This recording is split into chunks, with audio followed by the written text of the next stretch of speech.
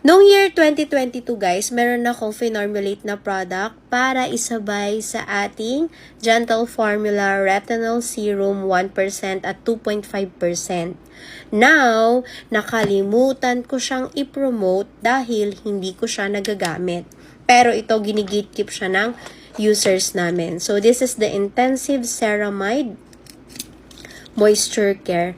3 klase ng ceramide ang ginamit namin dito.